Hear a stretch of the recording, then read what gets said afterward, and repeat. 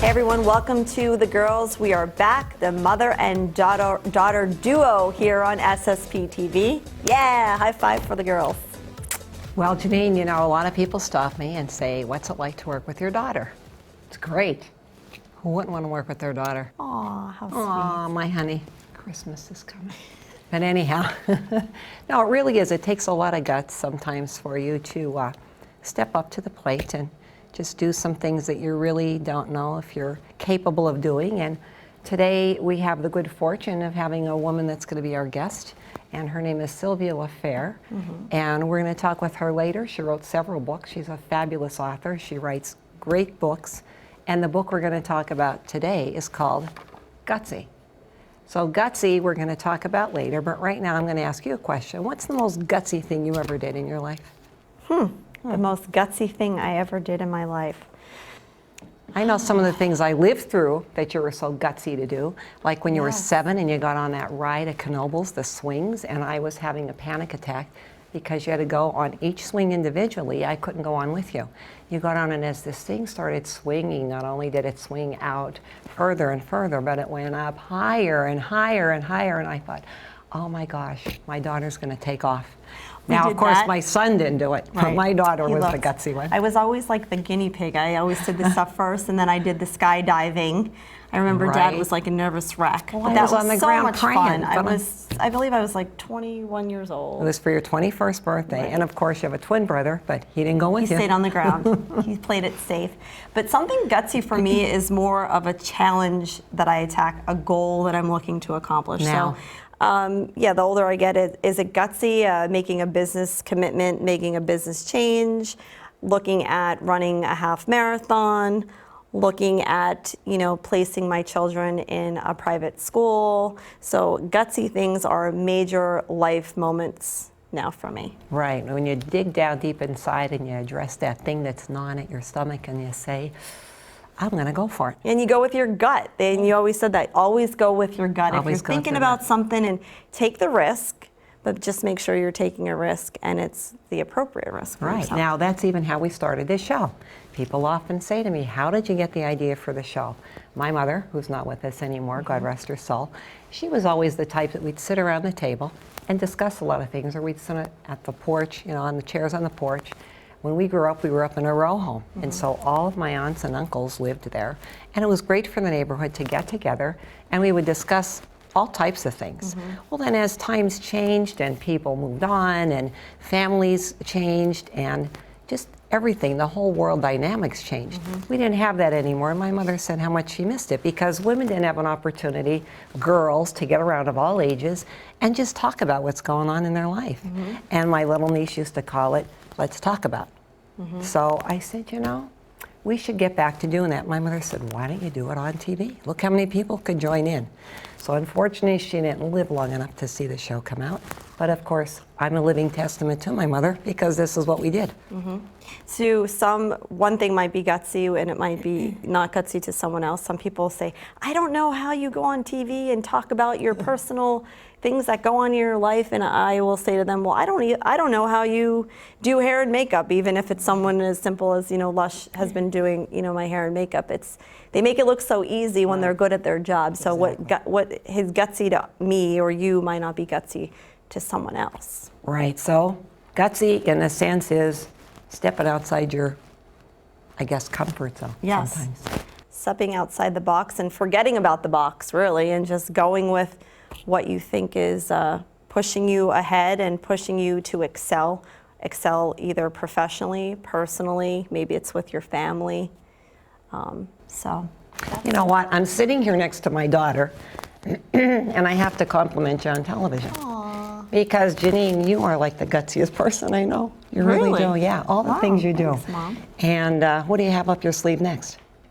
Well, you know what was gutsy when I started my nonprofit foundation, because I wanted to help people, and since we have such a good reach, we wanted to form a foundation, 501c3, that could give back to our community and help out northeastern Pennsylvania.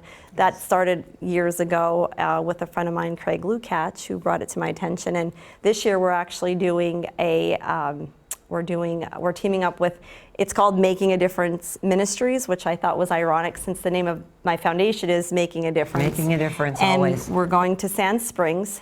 John Shima is always very, very supportive of the fundraisers that I do. And we're going to raise money for Brandon's Forever Home.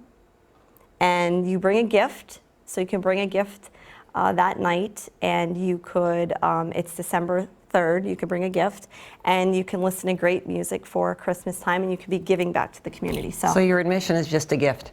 Yes. What kind of gift? Any unwrapped gift for a child. Oh, for a child. Any ages? Any ages. They could be as old as, I should say, 18, 19 years old, because we have children who have aged out of foster. So children and youth. Adoption. Yes, so you can do that. So you can give throughout the whole month of December, but if you come that night, you just get free admission. You can have some hors d'oeuvres, and we have a cash bar. But that's a gutsy thing. The foundation is really near and dear to my heart, and it's a way of giving back to the community. All right, well, without further ado, as they say, we would like to get on with the show. So if you stay with us, call your friends, because they're going to miss a great show if they don't get to see it. But in case you do, you can watch it again and again and again online at ssptv.com. Stay with us. We'll be back with Sylvia Lafair with Gutsy.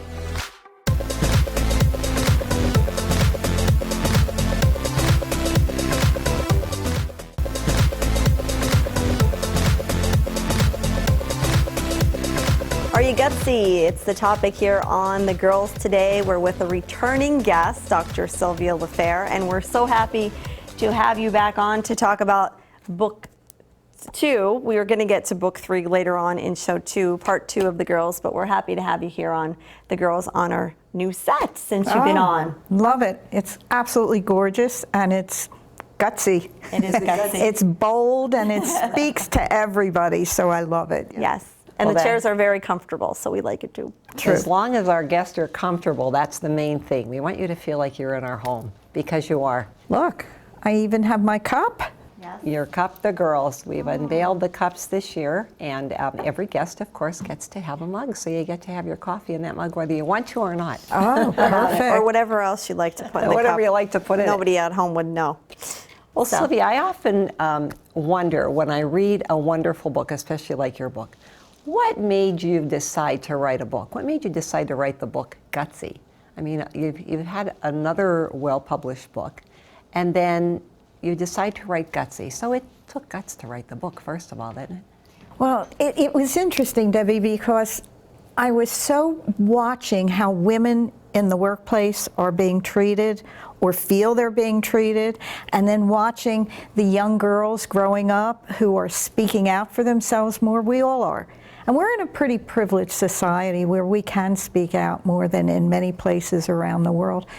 And I thought, I've got to research how we got to be where we are now and what are the next steps. So I started researching, and then I stopped, and I thought, I can't do another thing till I get the right title. And I played around with titles, and the minute Gutsy came in, I thought, I can finish the book now. Because that's what we're all meant to be. Speak out, be bold, take risks, gutsy. All right, well, there is a story behind the cover of the book, which is gutsy as well. It's a really funny story. So one of my daughters is a writer also, and I had given her the first draft of the book to read. And she came back and she said, Mom, I feel like I'm in college and I'm forced reading. I went, you've got to be kidding. So I said, well, what do you think I ought to do? She said, how about rewrite the book? Oh my. That was gutsy. Talk about gutsy. So we sat, and she gave me some ideas, which ended up being this copy of Gutsy. Fast forward, the book's done, it's approved. She comes over, and I have a bunch of covers. And the cover we were going to use looked like Angelina Jolie in a business suit, punching through a wall, you know, like Lara Croft, Tomb Raider. Right. And my daughter walked in, and I said, well, here's the cover. And she said, I don't think so. She said, Mom, she said, no book with that cover, nothing about Angelina Jolie. It was just the way the cover was done, is going out into the world with my mother's name. So I looked at her, I said, I have to do more. So we got online and found a woman who we contracted, and had a lot of fun putting this together, because when you look at that, you know, show the cover again, Janine. It really is who we are. I mean, it's just an egg bursting forth with life in all the many colors. And that's what we're doing. We've gotten bigger than we used to be as women in the world. Or reborn, in other words, as Beautiful. well, because of the fact that women of yesteryear, which I lived through that generation, and now coming into this generation, first I saw my mother in her generation, and that was my role model. Then she evolved, and I watched how that happened, which affected me, and then my evolution, and now I'm evolving even more with my daughter. She's taken me along for the ride, because I don't want to be left behind. And then, so the then you have, gutsiness. you know, my generation, Right. then my daughter's generation, which will only know of the women actually in leadership roles and in a position of working, which is most women these days. Where are we with progression with women in the workplace? We're in progress. You know, there's a long way to go, and there are two ways to look at it. You can look at the statistics and say we need more women in boardrooms and we need this or that, and you can look at the other where more women are speaking out, and there is a lot of strength today for women at work. I say if you're going to be gutsy, it has to come from the inside out. So if you need to get gutsy, you have to do something to get there. And talking about doing skydiving, you know, which is a gutsy thing to do. Taking a trip, my suggestion is if somebody has to get gutsy, here's what I suggest. You ready? I'm ready. Get in the car, get to the first street near your house, and simply say, do I want to make a right or a left? Obviously, if it's not a one-way street, you have a choice. Go that way and do that. Just keep going without thinking a lot for a half hour and find out where you're going to be. And then get out of the car and go into some place that's totally new and have, if you drink coffee, have tea. If you want a Coke, have a latte. I mean, but you have to begin to do things differently. So change it up. Change it up. Step out of your natural inhabitant and just mix it up a little bit and get out there. Now, you've mentioned the word women, women, and girls, girls, girls. The book Gutsy isn't only for women to read, is it? Debbie, that's perfect. Do you know I have had more men write me notes saying, thank you. I understand my wife, daughter, colleagues at work better than I ever did. And I just 2 days ago, somebody wrote and said, we feel left out. So we're looking at doing a combination of gutsy and bold for men and women together. But right now we do have a program just for women, a Gutsy Women's Weekend, and you were there. Yes. So what was that like for you? It was many years ago, because I initially took it when I believe you first started the program. But I thought this is really good to, you know, my children were little. I wanted to get away, have some time to myself as far as regroup, regather, get back into my career. And it really makes you focus on, for me, it was learning the difference between men and women and the way men think, the way women think, and really appreciating both ways of patterns. Because there is no right or wrong way. It's just understanding it and working with that. Right, and no two men are the same either. So every encounter you have with men in business, professional or casual, the encounter is different, isn't it? Well, but there's certain patterns, and where I and my husband and our company has made our mark has been on looking at behavior patterns that we learned in our original organization, the family. You talked about what you learned from your mom and what you learned from your mom, and how when we're in the workplace, if stress gets high, we end up reverting back to those patterns we had as kids. So I often say if your boss is behaving like a baby, he or she is, and if you're like a thumb-sucking toddler, you better look in the mirror. That there are certain patterns that women have. Over the years, over the generations, since maybe cave people times, I mean, we tend to be more pleasers. We tend to be more martyrs. We were talking before. I can't believe this though about you. Trust me. And her husband's off the second. Drama queen.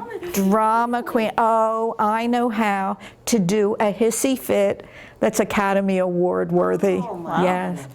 Well, we're going to have to stop you right there, Drama Queen, because we have to go to a commercial break. Could you imagine? We have to break up here. But stay with us, because when we come back, we're going to learn more about Gutsy and how you can be gutsy too. We'll be right back.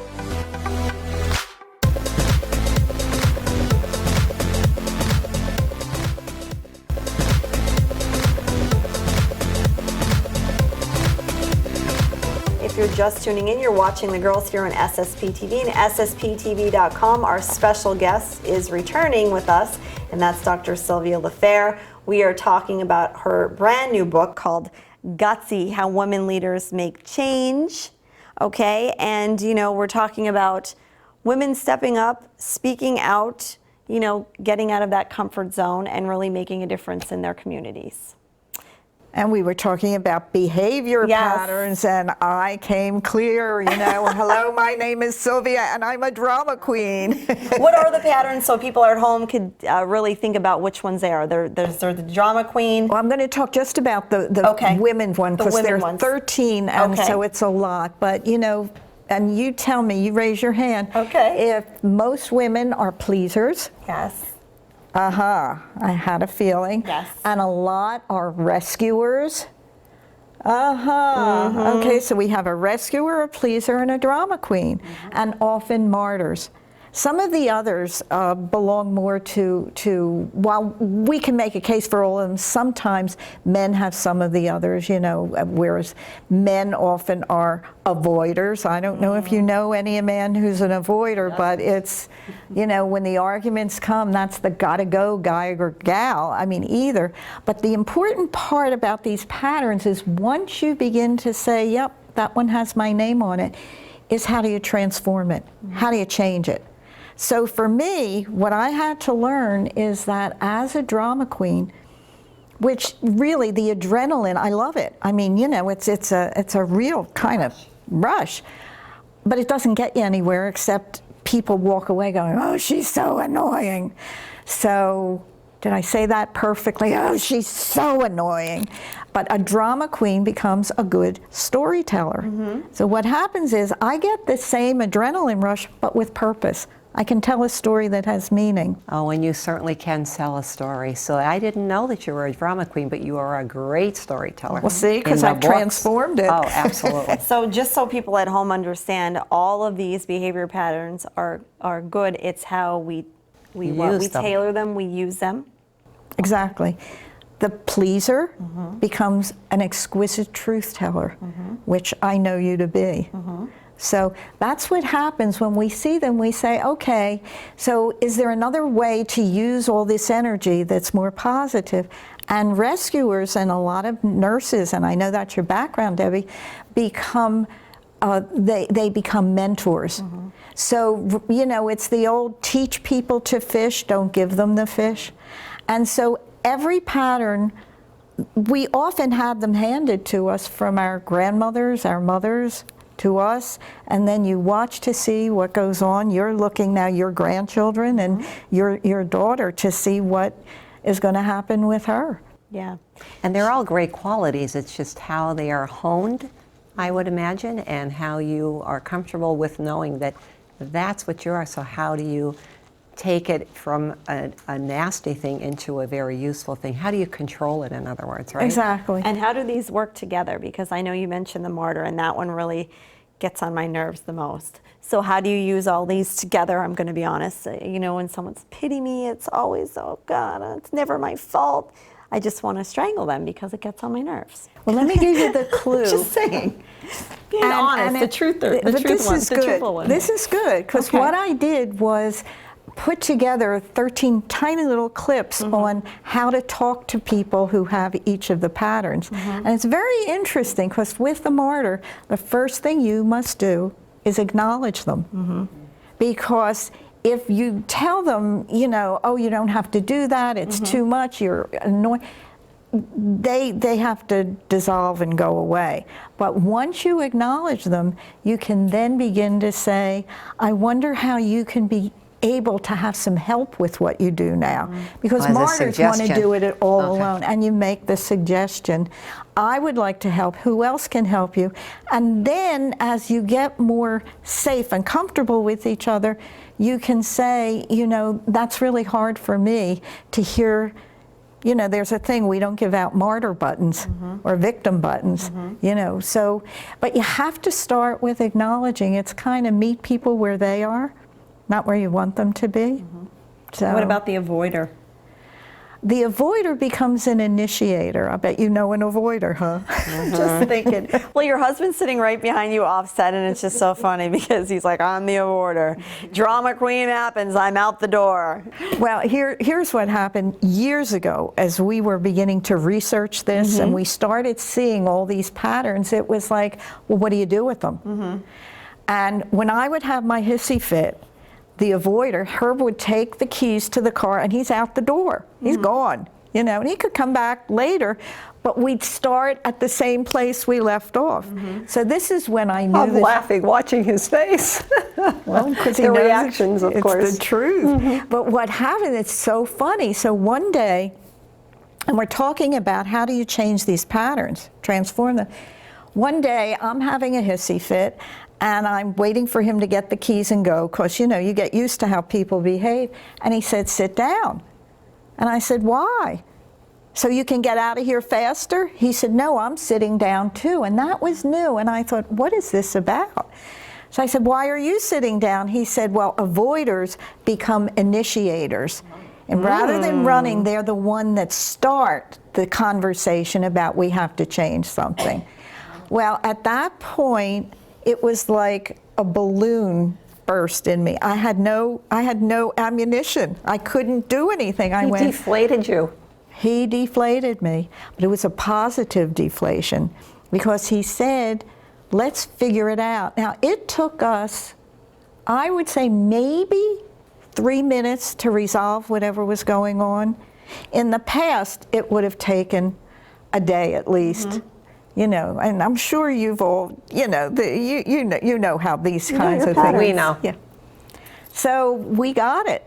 So the drama queen, storyteller, the avoider becomes an initiator, the pleaser becomes a truth teller, and the rescuer becomes a mentor.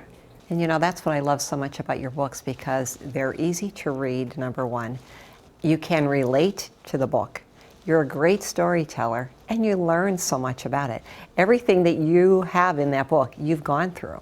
So you are like the prime person to tell us what your experiences were. Well, with Gutsy, how people are listening to all this and they're thinking, well, how can I be Gutsy?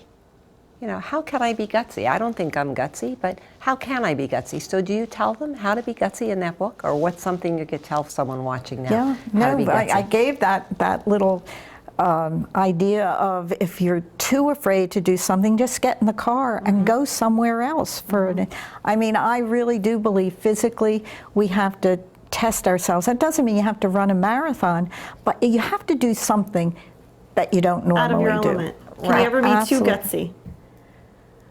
Oh, that's a very good question. Let's push the envelope. This is where I'm at. Can you be too gutsy? I think it's all in the timing, Janine. I think there are moments where you can get yourself in a lot of trouble if you're speaking up too much. So you have to learn where the timing is, and it's also about learning about who's on the other side of it. You know, so but that's great. I mean, I tend to be, drama queens also tend to be gutsy, and you know, something just happened that to me was fascinating because my granddaughter, a couple of years ago, and I dedicated this book to her when she was, I think she was 8 or 9, she was in the playground at school, and some boy was really annoying one of her friends, and she walked over and she said, stop that. And he said, get away, kid, you know, which was surprising to me. She walked back, she said, she doesn't like the way you're talking to her. And he said, it's none of your business.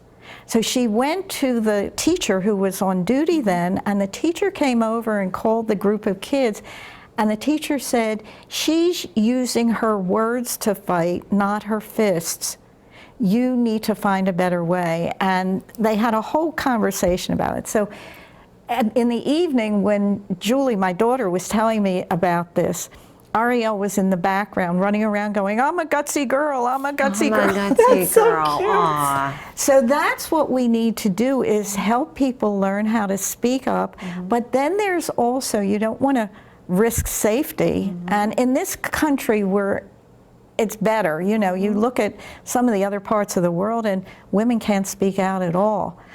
I didn't really address that in here. I'm talking about our culture and how women can speak out more and not be as afraid in the workplace. And often it's asking questions.